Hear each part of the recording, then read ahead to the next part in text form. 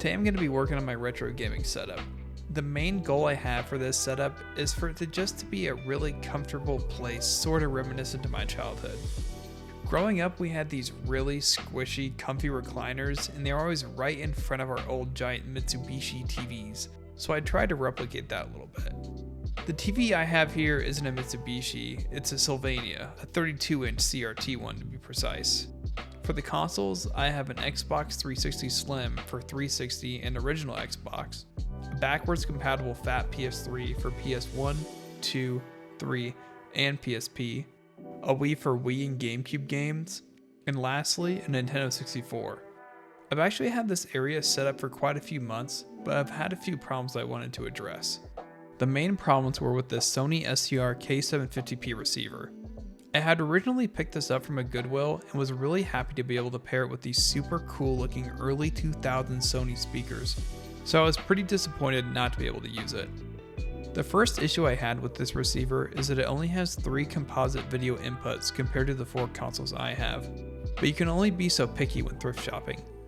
The other problem with the receiver is that the left front speaker channel amplifier no longer functions properly, if at all, and is extremely quiet compared to the right, even with sound balancing attempts. This unfortunately made this receiver completely unusable for this setup. So last month I finally decided to take a look on eBay for a receiver, and I thought if I'm gonna buy from a reseller, I should get a receiver that remedies both issues.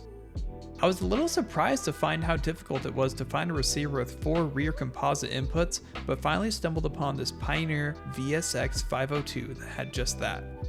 If you're in the market for a receiver with even more composite inputs, good luck, because from my research, those can get a bit pricey at around the $200 mark. Now as you can see, this thing looks like it could use a little bit of love, so let's take care of that first.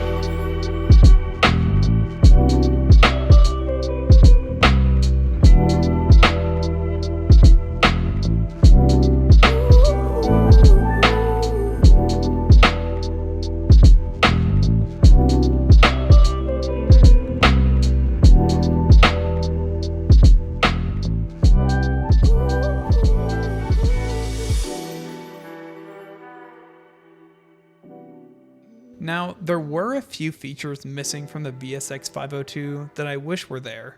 For one, I can't find any way to change the input display name on the receiver without a remote, and of course, it came without one.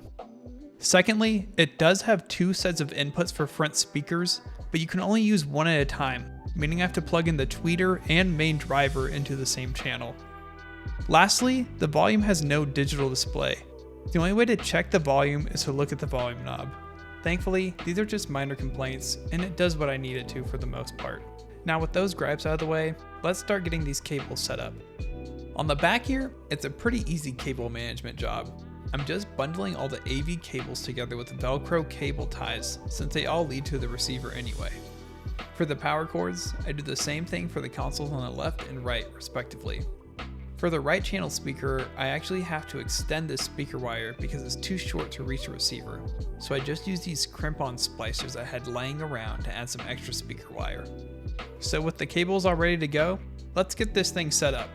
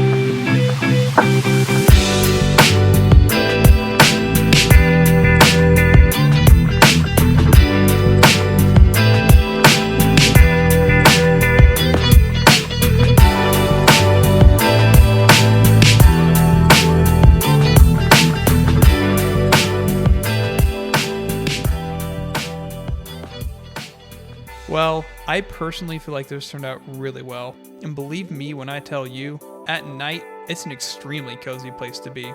Let me know what you think down in the comments. Do you have your own retro gaming setup? Lastly, thanks for watching and see you next time.